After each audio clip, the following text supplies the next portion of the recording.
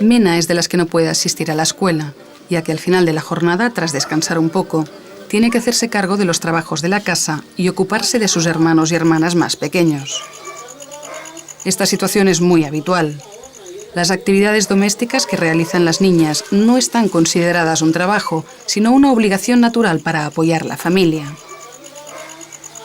Así pues, trabajar en el campo y trabajar en casa son responsabilidades que les impiden, entre muchas otras cosas, ir a la escuela. Lo que me da es pesar de no estudiar. Me gustaría ir a aprender, pero... Y si no trabajo, no puedo comprar los carnes porque mis papás solo ajustan para la comida. Sí, entonces por eso mejor trabajo.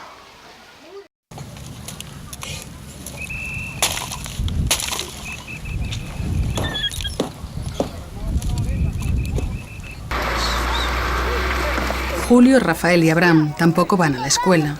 No hay ningún turno que se adapte a su horario. De todas formas, tampoco podrían ir porque, a pesar de que en su país todavía quedan algunas escuelas públicas y más o menos gratuitas, la compra de los libros y del material necesario no está subvencionada.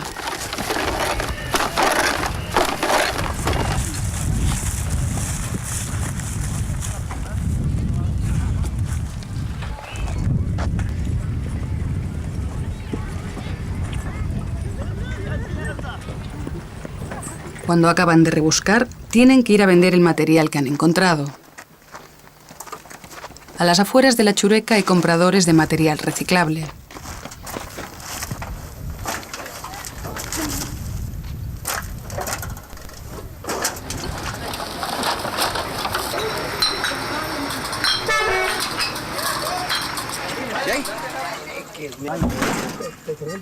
¡80!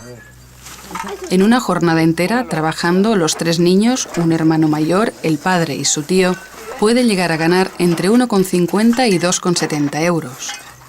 Lo justo para la comida del día siguiente.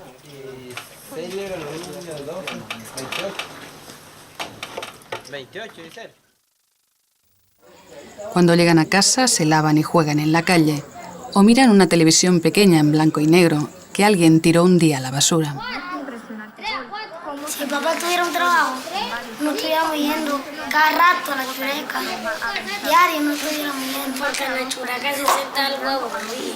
Se siente medio aburrido, pero como el gobierno está diciendo que no hay trabajo casi, estamos yendo allá abajo.